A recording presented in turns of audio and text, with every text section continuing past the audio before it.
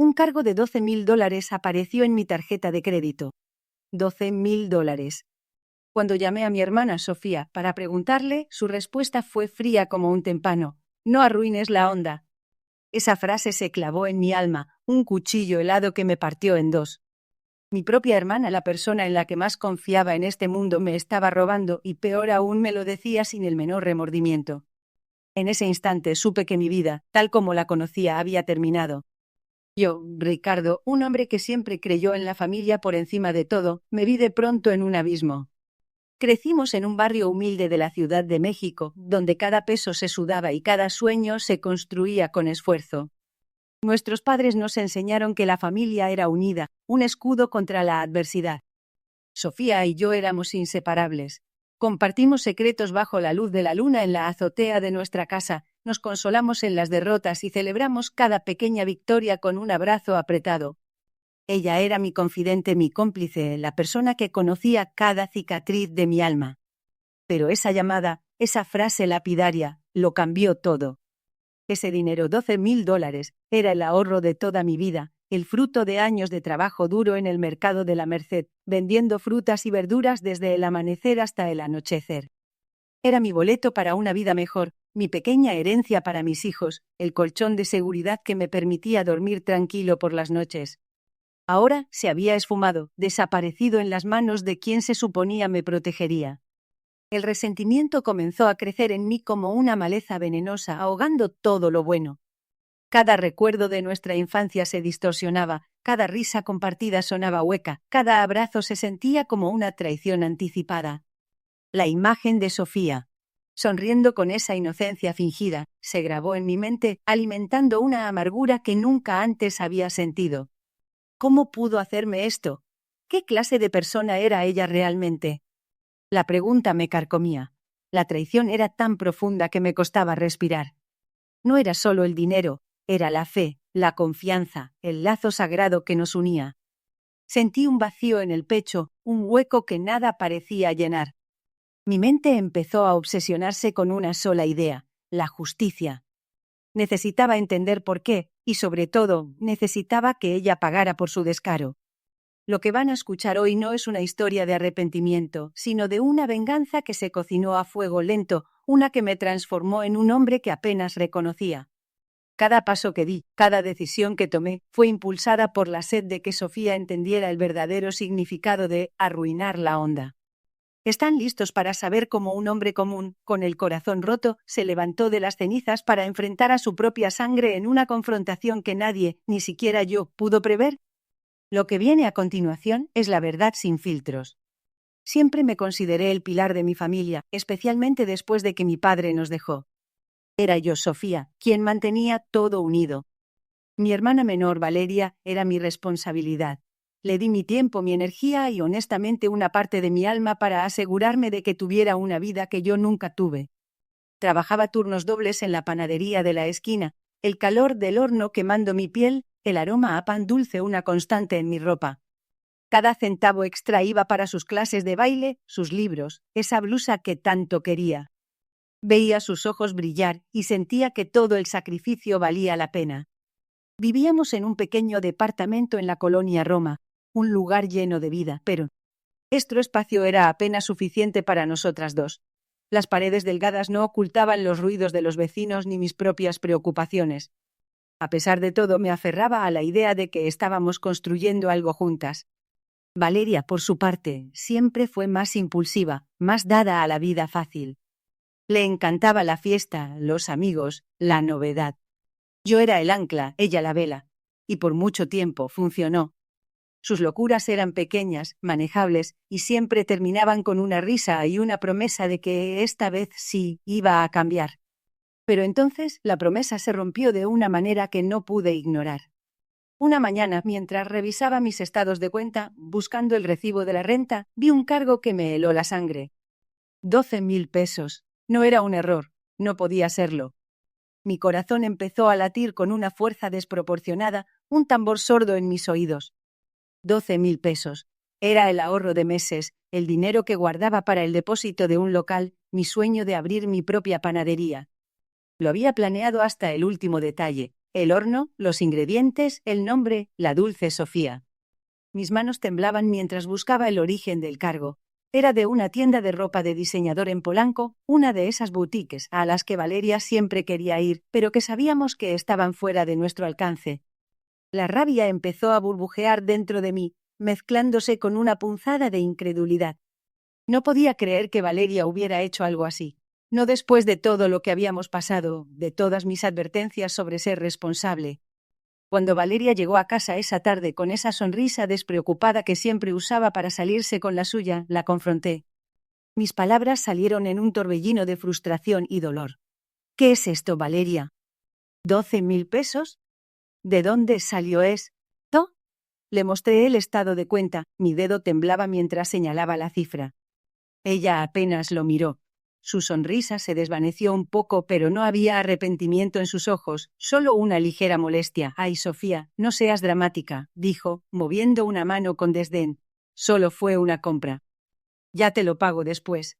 Sus palabras me golpearon como un puñetazo. ¿Después? ¿Con qué? Ella no tenía trabajo fijo, apenas se aportaba para los gastos básicos. Mi voz se elevó, la desesperación tiñendo cada sílaba. «Es todo lo que tengo, Valeria». Era para mi panadería, mi futuro. Ella suspiró como si yo fuera la irracional, la que estaba arruinando el momento. «No arruines la onda, Sofía. Es solo dinero. Ya lo recuperas». Esa frase, «no arruines la onda», se clavó en mi pecho como una daga. En ese instante algo se rompió dentro de mí. No era solo el dinero, era la indiferencia, la falta de respeto por mis sueños, por mi esfuerzo. Era la confirmación de que, para Valeria, yo era solo una fuente inagotable de recursos, no una hermana, no una persona con aspiraciones propias. La traición se asentó en mi corazón, fría y pesada. Sabía que esto no podía quedarse así. Esto era el principio de algo mucho más grande. La furia se arremolinaba en mi pecho como un huracán. No era solo el dinero, era la desfachatez, la burla en su voz cuando le pregunté a Valeria sobre el cargo. «¿12.000 pesos? ¿De una boutique de diseñador?», le pregunté, mi voz apenas un susurro tembloroso mientras sostenía el estado de cuenta frente a ella, las letras rojas de la tienda gritando la traición. Ella estaba sentada en el sofá, con su celular en la mano, como si mi angustia fuera un mosquito molesto. Ni siquiera levantó la vista. «Ay, Sofía, no arruines la onda», respondió con un tono de fastidio que heló la sangre. Era un vestido que necesitaba para la fiesta de Paulina. Ya sabes, la de Polanco. No podía ir con cualquier cosa, ¿verdad? Su tono era tan casual, tan carente de remordimiento que por un momento pensé que estaba soñando. ¿Necesitaba? ¿Un vestido de 12.000 pesos cuando yo trabajaba 16 horas al día para que tuviéramos un techo y comida? La visión de mi panadería, la dulce Sofía, se desvaneció en el aire como el humo de un pan quemado. Ese dinero, mi sueño, ahora era un vestido para una fiesta.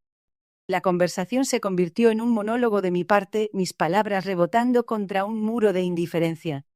Intenté razonar, suplicar, incluso gritar. Le recordé los sacrificios, las noches sin dormir, los dolores en las manos por amasar. Le hablé de mi esperanza de tener algo propio, de no depender de nadie más.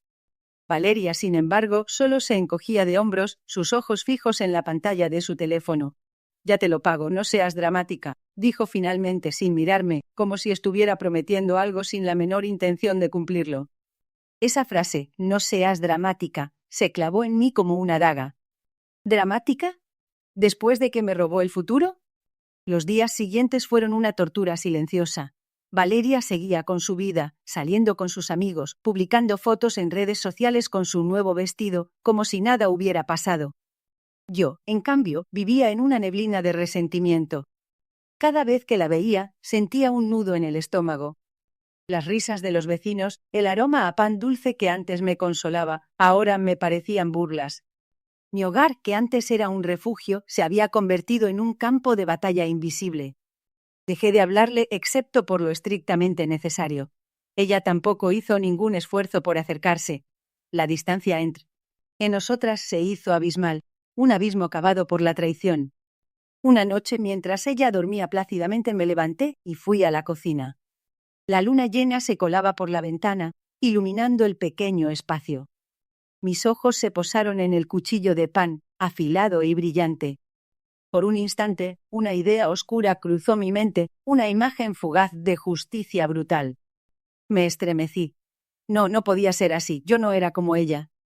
Pero la rabia, la impotencia, me carcomían por dentro. Tenía que haber otra manera. Tenía que hacerle entender el dolor que me había causado, no con violencia, sino con algo que la golpeara tan fuerte como ella me había golpeado a mí. Empecé a investigar. Horas y horas en Internet, buscando cómo recuperar dinero, cómo hacer valer mis derechos. Descubrí que legalmente era complicado. Era mi tarjeta, mi responsabilidad. La frustración me invadió, pero entonces una palabra apareció una y otra vez en mis búsquedas: venganza. No la venganza de la sangre, sino la venganza de la justicia, la de la lección aprendida. Quería que Valeria sintiera una pizca de lo que yo sentía. Quería que su mundo, tan despreocupado y superficial, se tambaleara. La obsesión comenzó a tomar forma en mi mente. Ya no se trataba solo del dinero, se trataba de su alma. Se trataba de que ella enfrentara las consecuencias de sus actos, no solo conmigo, sino con la vida misma. Y yo, Sofía, la hermana que siempre la había protegido, sería el instrumento de esa lección. La rabia me consumía, un fuego lento que amenazaba con incinerar todo a su paso. Había pasado días en un trance releyendo el extracto bancario una y otra vez, como si las cifras pudieran cambiar, como si la verdad pudiera disolverse. Pero no, los 12.000 pesos seguían allí, un monumento a la desconsideración de Valeria. La imagen de mi panadería, la dulce Sofía, se desvanecía ante mis ojos, reemplazada por el brillo efímero de una blusa de diseñador. No podía simplemente confrontarla. Eso sería demasiado fácil, demasiado rápido. Quería que lo sintiera, que entendiera el peso de sus acciones. Mi mente, antes enfocada en la levadura y las masas, ahora maquinaba con una precisión escalofriante. Necesitaba un plan, algo que fuera más allá de una simple reprimenda. Necesitaba que Valeria aprendiera lo que significaba el esfuerzo, la escasez, la decepción. Comencé por lo obvio: el dinero. No podía reponerlo de inmediato.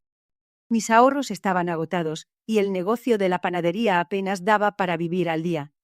Cada gasto se convirtió en un recordatorio constante de su capricho. Empecé a recortar. No más caprichos para Valeria. No más salidas con sus amigas, no más ropa nueva. Cada vez que pedía algo, yo respondía con una negativa firme, sin explicaciones. Sus ojos, antes llenos de brillo, ahora reflejaban confusión, luego frustración. Sofía, ¿por qué no podemos ir al cine este fin de semana? Todas mis amigas van a ver la nueva película, me dijo un sábado por la tarde, con esa voz melosa que solía ablandarme. La miré fijamente, mi corazón endurecido. Oh, no hay dinero, Valeria. Las cosas están apretadas. Su rostro se contorsionó en un puchero, pero siempre tenemos para eso. ¿Qué pasó? Pasó que la vida es dura, Valeria. Y a veces hay que enfrentar la realidad, respondí, la amargura filtrándose en cada palabra.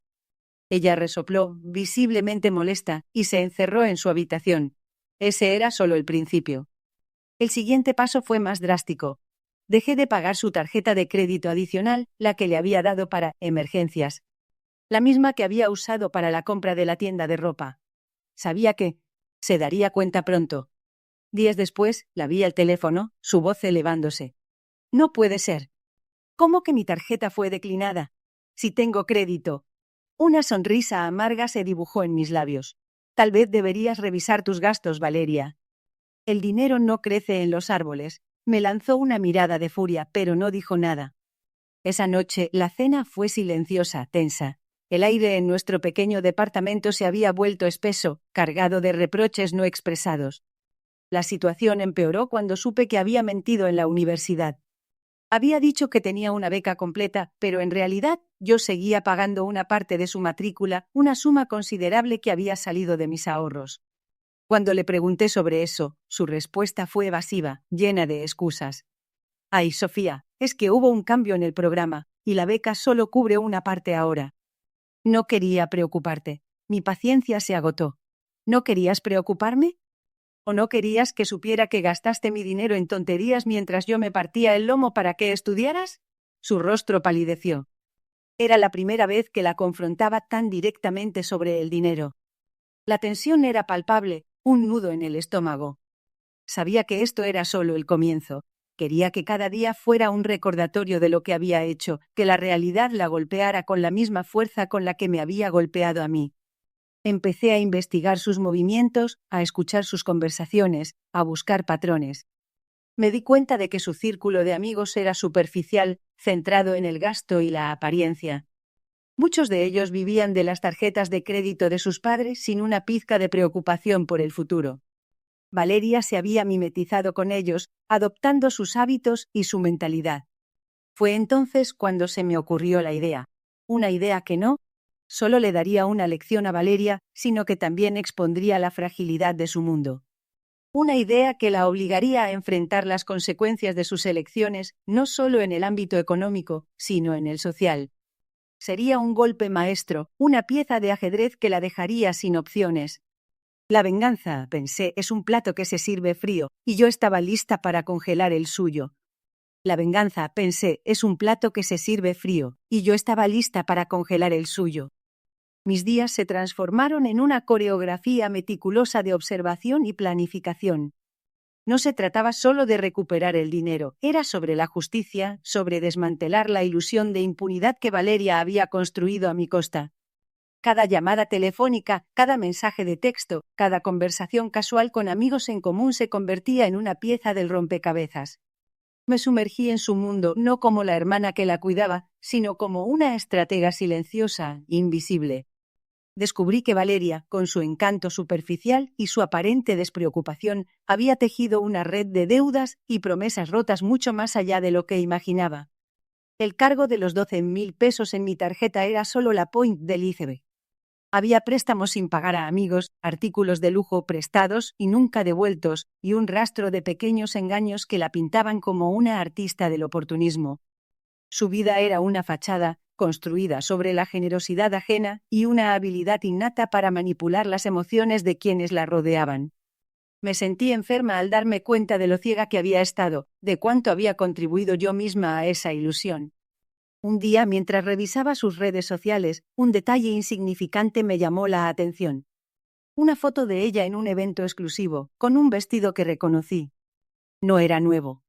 Era el mismo vestido que su mejor amiga, Camila, había comprado un par de meses antes y del que se había quejado amargamente porque se le había perdido. Una pequeña punzada de revelación. Valeria no solo era irresponsable con el dinero, era deshonesta con sus afectos. Esta no era la Valeria que yo había protegido, la niña a la que le compraba helados. Esta era una extraña, una impostora. Decidí que el primer paso sería exponerla donde más le dolía, su reputación social. Valeria vivía de las apariencias, de la admiración de su círculo de amistades. Si eso se derrumbaba, su mundo se vendría abajo. Empecé a plantar semillas de duda, sutilmente, sin levantar sospechas. Comentarios casuales sobre la generosidad de Valeria, preguntas inocentes sobre el origen de sus nuevas posesiones, siempre con una sonrisa y una aparente ingenuidad. Quería que la verdad emergiera de sus propias grietas, no que pareciera un ataque mío. El punto de quiebre llegó en una fiesta de cumpleaños de una amiga en común. El lugar estaba lleno de gente que Valeria consideraba su corte. Ella, como siempre, era el centro de atención, riendo a carcajadas, brindando con una copa de champaña que seguramente no había pagado. La observé desde la distancia, sintiendo una mezcla de asco y una fría determinación. Era mi momento. Me acerqué a Camila, la amiga del vestido perdido. Y con una voz que apenas era un susurro, pero lo suficientemente clara para ser escuchada por los que estaban cerca, le pregunté sobre su famoso vestido. «Camila, ¿no es ese el vestido que perdiste?» «¡Qué casualidad que Valeria tenga uno idéntico!», dije, con una expresión de sorpresa forzada. Camila se giró, su mirada se encontró con la mía, luego con el vestido de Valeria. El color se le fue del rostro. Valeria, al escuchar mi comentario, se atragantó con su champaña. La música pareció desvanecerse. Las miradas de los presentes se clavaron en ella. El silencio en la sala era ensordecedor. La atmósfera se volvió tensa, cargada de una electricidad incómoda. Valeria intentó sonreír, pero sus ojos delataban un pánico creciente. Este era solo el comienzo. La verdad, como una grieta en un muro, empezaba a expandirse. La burbuja de la fiesta explotó en un instante. Los murmullos se extendieron como una plaga, las miradas de los presentes se alternaban entre Sofía y yo, buscando una explicación que no estaba dispuesta a dar. Sofía, con una sonrisa forzada, intentó desviar la atención, pero su voz temblaba. «Valeria, ¿de qué estás hablando?» «No arruines la noche con tus dramas». Su intento de control solo avivó la llama de mi furia. La gente empezó a retroceder, creando un círculo alrededor de nosotras. «¿Drama, Sofía?» «¿Dramas?» Mi voz, que al principio había sido un susurro cargado de veneno, se elevó con cada palabra, llenando el espacio. ¿Llamas drama a robar 12.000 pesos de mis ahorros? ¿A destruir mi sueño de abrir mi propia panadería? La acusación resonó en el silencio. Vi cómo el rostro de Sofía palidecía, su postura antes desafiante se encogía. Los ojos de algunos invitados se abrieron con asombro, otros con un conocimiento tácito que me decía que no era la primera vez que Sofía se comportaba así. Un hombre se acercó, era el dueño de la galería, un tipo influyente en el círculo de Sofía. «Sofía, ¿qué es esto? ¿Hay algún problema?» Su tono era de preocupación, pero también de desaprobación. Sofía tartamudeó, intentando formular una respuesta, pero las palabras no salían. El pánico se apoderó de ella, y por primera vez en mucho tiempo la vi vulnerable. Era una imagen que había anhelado, pero que ahora, al verla, me dejaba un sabor amargo. No era triunfo lo que sentía, sino una profunda tristeza por la hermana que había perdido. El problema, dije, interrumpiéndola, es que Sofía ha estado viviendo una farsa. No es la persona que ustedes creen. Ella se ha aprovechado de mí, de mi trabajo, de mi confianza, para mantener esta fachada de éxito y glamour. Saqué mi teléfono y mostré la captura de pantalla del cargo de 12.000 pesos. Esto es de mi tarjeta. 12.000 pesos. Para ropa de diseñador. Mientras yo trabajaba turnos dobles en la panadería, mientras yo soñaba con un futuro, ella se lo gastaba en lujos. Las miradas de los invitados se endurecieron. El murmullo se convirtió en un zumbido de indignación. Sofía intentó arrebatarme el teléfono, pero la esquivé. «Valeria, no. Esto es una mentira». Su voz era un hilo, desesperado. «¿Una mentira? También es una mentira el dinero que le pediste a mamá para tu proyecto secreto, que en realidad era un viaje a la playa con tus amigos.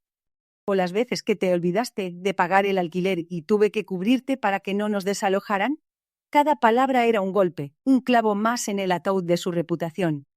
La gente se alejaba de ella, algunos con expresiones de disgusto, otros con una vergüenza ajena evidente.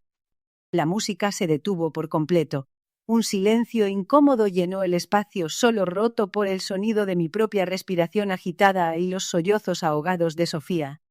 Sus ojos se llenaron de lágrimas, pero no eran lágrimas de arrepentimiento, sino de humillación. Me miró con una mezcla de odio y desesperación. «Me las vas a pagar, Valeria. Me las vas a pagar».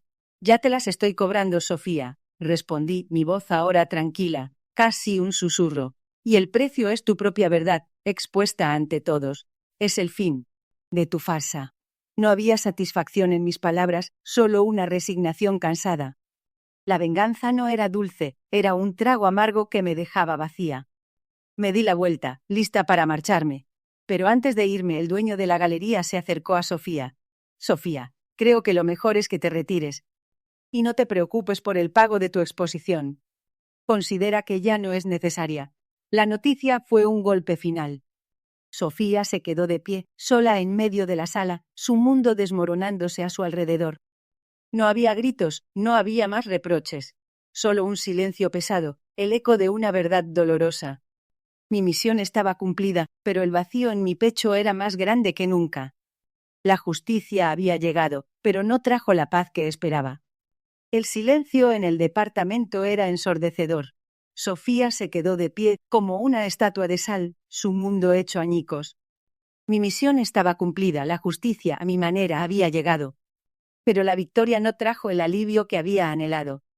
En lugar de una paz liberadora, sentí un vacío inmenso, un agujero negro que se tragaba cualquier atisbo de satisfacción. Ver a Sofía así, desprovista de su arrogancia, con los hombros caídos y la mirada perdida, no me llenó de gozo, sino de una tristeza profunda y compleja. No hubo gritos ni reproches, solo el eco de una verdad dolorosa que resonaba entre las paredes que una vez compartimos. Salí de allí sin decir una palabra más. Cada paso por el pasillo me pesaba como si llevara el luto de una relación que ya estaba muerta mucho antes de ese día. Al cruzar la puerta del edificio, el aire fresco de la Ciudad de México me golpeó, pero no disipó el sofocante dolor en mi pecho. Los días que siguieron fueron extraños. La adrenalina que me había impulsado durante meses se desvaneció, dejándome exhausta. Y ha dedicado cada fibra de mi ser a este plan, a la búsqueda de esa justicia retorcida que creía merecer. ¿Y ahora qué? Mi vida, que había girado en torno a la venganza, se sentía vacía. La panadería de Sofía, la dulce Sofía, cerró unas semanas después. Los rumores corrieron por la colonia, la gente hablaba en voz baja, con miradas de lástima o de juicio. Yo escuchaba, pero no participaba. No sentía la necesidad de regodearme ni de justificar mis acciones. La satisfacción de la victoria se había disuelto en un sabor amargo. Mi propia situación económica no era mucho mejor. Los ahorros que Sofía me había robado nunca regresaron. El sueño de mi propia panadería se sentía más lejano que nunca. Pero de alguna manera el colapso de Sofía me había liberado de la obsesión. Ya no vivía con el resentimiento hirviendo en mis venas. La traición seguía siendo una cicatriz, pero ya no una herida abierta. Un día, meses después, me encontré con Sofía en el mercado de San Juan. Ella estaba comprando frutas, con una bolsa de tela en la mano, su cabello recogido de una forma descuidada. Se veía más delgada, sus ojos ya no tenían el brillo de antes. Por un momento nuestros ojos se encontraron. No hubo hostilidad ni reproches, solo un reconocimiento mutuo del daño infligido y recibido. Ella desvió la mirada primero, un gesto de sumisión que nunca le había visto. Yo seguí mi camino comprando mis chiles y tomates, pero la imagen de su rostro se quedó conmigo. Esa noche no pude dormir. Repasé cada momento, cada decisión. La venganza había sido un camino solitario y destructivo. Me había consumido, me había cambiado. Sí, Sofía había pagado un precio por sus acciones, pero yo también lo había hecho. Había perdido a mi hermana, a la persona que, a pesar de todo, había sido una parte fundamental de mi vida. La justicia que busqué no era la paz, sino una forma de castigo. Y el castigo, al final, nos había dañado a las dos. Decidí que era tiempo de soltar. No de perdonar en el sentido tradicional, sino de dejar ir el resentimiento que aún me ataba. Empecé a buscar trabajo de nuevo, esta vez con una perspectiva diferente. Ya no se trataba de probarle nada a nadie, ni de recuperar algo que me habían quitado. Se trataba de construir algo nuevo, por mí misma, sin la sombra del pasado. Unos meses después, conseguí un empleo en una pequeña pastelería en Coyoacán. El aroma a vainilla y canela llenaba el aire, y la gente que entraba era feliz. Aprendí nuevas técnicas, experimenté con sabores. No era mi propia panadería, no la Dulce Valeria, pero era un comienzo. Cada día, al amasar la masa, sentía como el peso de la amargura se iba disipando. La relación con Sofía nunca se recuperó. No volvimos a hablar. A veces la veía de lejos, viviendo una vida más sencilla, más humilde. Y aunque el dolor de lo que perdimos siempre estaría ahí, ya no me definía. La justicia que había llegado, aunque amarga, me había enseñado una lección invaluable, que la verdadera paz no se encuentra en la destrucción del otro, sino en la reconstrucción de uno mismo.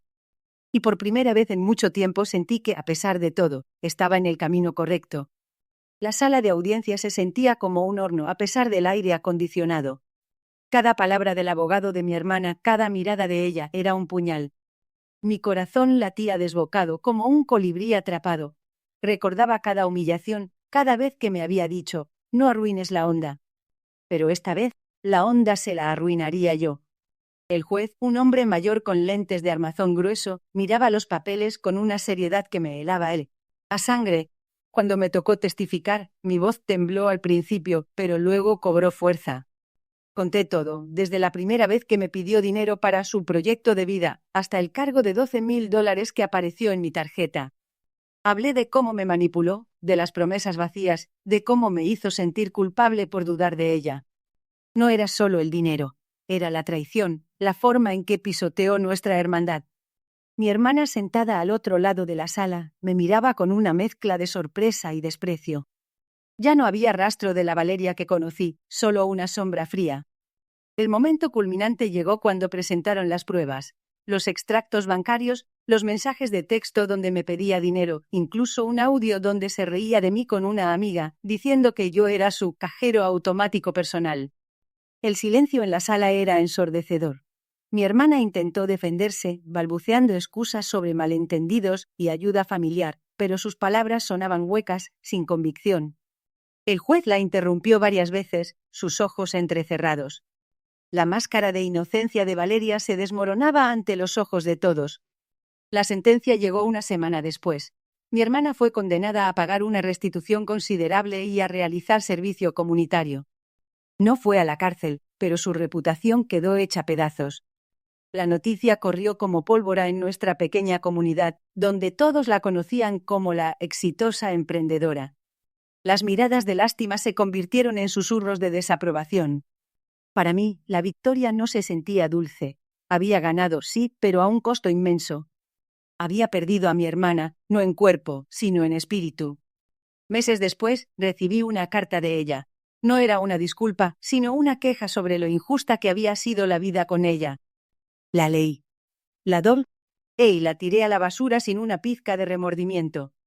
El dolor aún estaba ahí, como una cicatriz, pero ya no me consumía. Aprendí que la verdadera fuerza no está en la venganza, sino en la capacidad de soltar, de perdonar no al otro, sino a uno mismo por haber permitido tanto. Empecé a reconstruir mi vida, a invertir en mí, en mis sueños. Ya no vivía con miedo ni con la sombra de su manipulación. Había recuperado mi paz, mi dignidad. El cargo de $12,000 había sido el precio de una lección invaluable. Mi vida, finalmente, era mía.